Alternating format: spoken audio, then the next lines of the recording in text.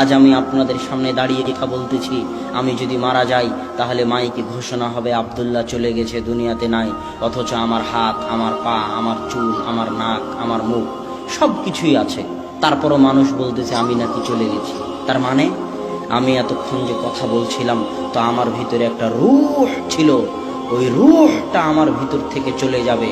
ওই রূহটা যেখানে যাবে সেখানে বিচার হবে, ওই রূহটা যেখানে গেছে সেখানে বিচার হবে। অতএব বিচার সত্য, অতএব কিয়ামত সত্য, পরকাল সত্য। যে আল্লাহ আপনাকে প্রথমবার বানিয়েছে তার জন্য দ্বিতীয়বার বানানো সহজ। তাই বুদ্ধিমত্তার পরিচয় দিন, নিজের জন্য কিছু করুন, নিজের স্বার্থ বুঝতে শিখুন, স্বার্থপর হয়ে নিজের জন্য কিছু করুন। সন্তান সন্ততি মানুষজন বাড়িঘর অনেক করেছেন, এবার একটু পরকাল কিয়ামতে নিজের জন্য কি নিয়ে যাচ্ছেন তা একটু দেখুন। এই জন্যই কিন্তু আল্লাহ আপনাকে সৃষ্টি করেছে, ওমা খালাকতুল জিন্না ওয়াল ইনসা ইল্লা লিয়াবুদুন। মানুষ এবং জিনকে সৃষ্টি করেছি শুধু আমার ইবাদত করার জন্য।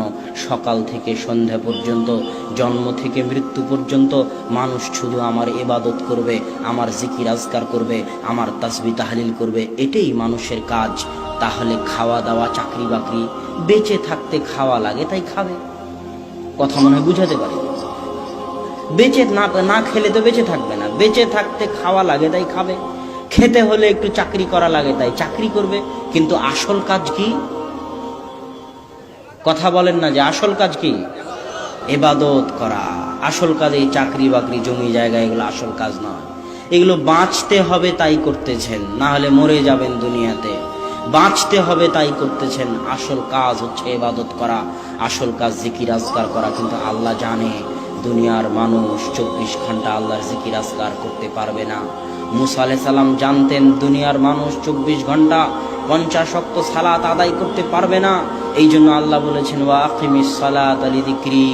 দুনিয়ার মানুষ আমি জানি তোমরা 24 ঘন্টা পারবে না, তবে অন্তত পক্ষে, নিম্ন পক্ষে, যে কোনো মূল্যে সারাদিনে 5 বার আমি আল্লাহ আমাকে স্মরণ করিও। আল্লাহু আকবার। স্মরণ করলে আল্লাহর কোনো উপকার আছে তা নয়, স্মরণ করলে আপনারই উপকার আছে। আজকে আমাদের আলোচনার যেটা মূল বিষয়বস্তু, সেটা হচ্ছে আপনি যা করেন না কেন আপনারই উপকার। স্মরণও যদি করেন তো আপনারই উপকার।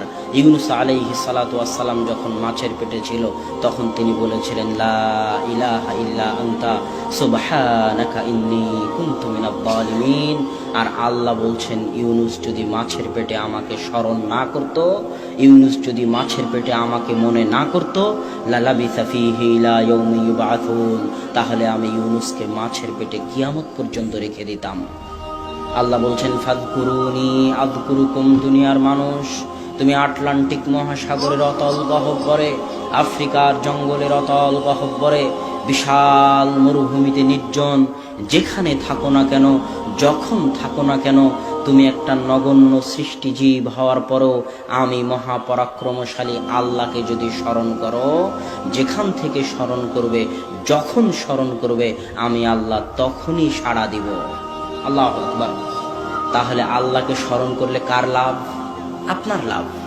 এরকম বহু ইবাদত আছে যেগুলো করলে আপনার লাভ। রাসূল সাল্লাল্লাহু আলাইহি ওয়াসাল্লাম বলতেছেন মান সাল্লা সালাতাস সুবহি ফাহুয়া ফি যিম্মাতিল্লাহ। যে ফজরের সালাত আদায় করলো তার হেফাজতের দায়িত্ব আল্লাহর।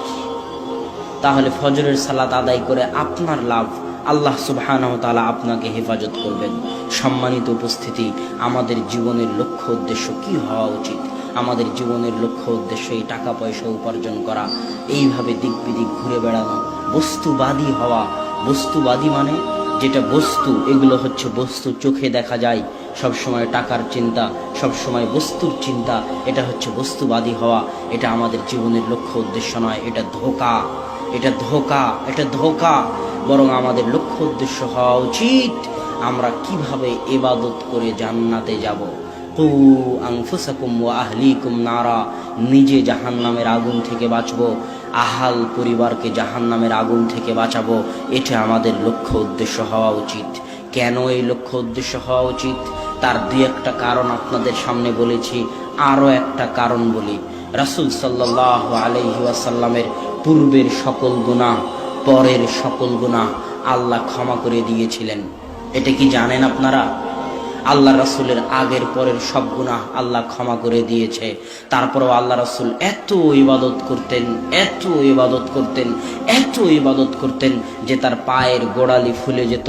তো সাহাবীরা জিজ্ঞেস করলেন, এত গুনাহ, আল্লাহ আপনার সব গুনাহ ক্ষমা করে দিয়েছে আগের পরের, তাও কেন আপনি এত ইবাদত করেন? তখন আল্লাহ রাসূল বলতেছে, আফালা আকুনু আবদান শাকুরা, আমি কি আল্লাহর শুকরিয়া আদায়কারী বান্দা হব না? আল্লাহু আকবার। আপনি যে আল্লাহর কত নিয়ামত ভোগ করতেছেন, তার কি শুকরিয়া আদায় করতে হবে না? ইন তাউদ্দু নি'মাতাল্লাহ, তোমরা যদি আল্লাহর নিয়ামত গণনা করতে চাও তো গুণে শেষ করতে পারবেন না।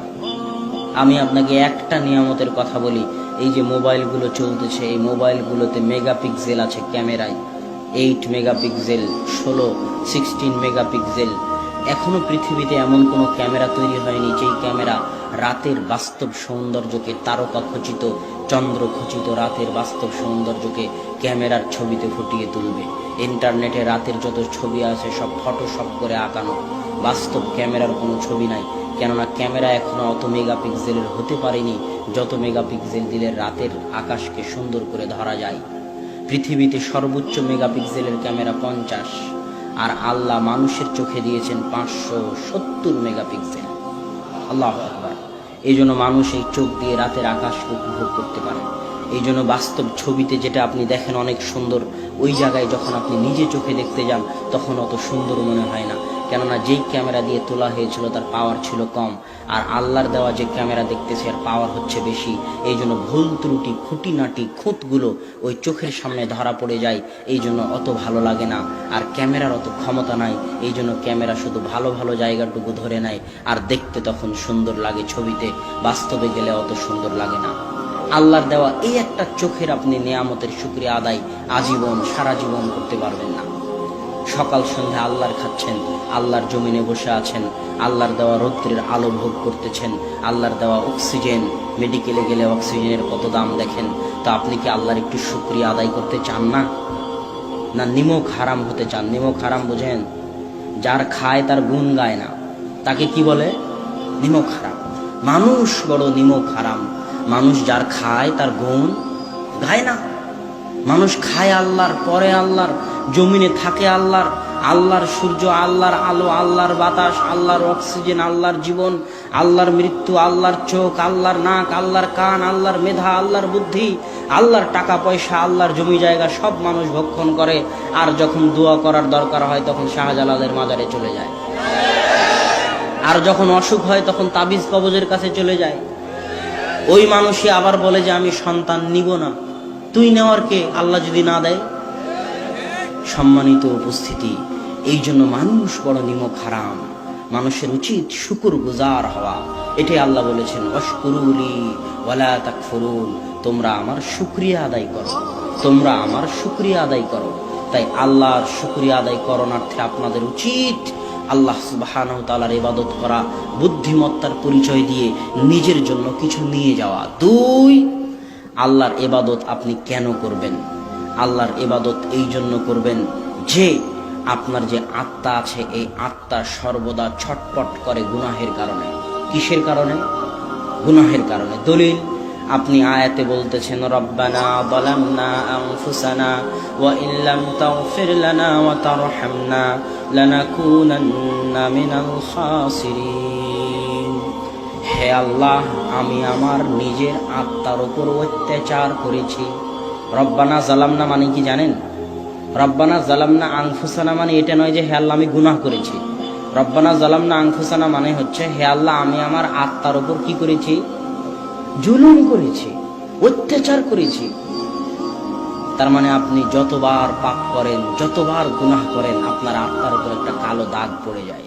আত্মা ছটপট করতে থাকে, অস্থির হয়ে যায়, হতাশ হয়ে যায়, চিন্তাযুক্ত হয়ে যায়। কেননা ওই আত্মাকে তো আল্লাহ সৃষ্টি করেছে, সে আল্লাহর দিকে ফিরে যেতে চায়।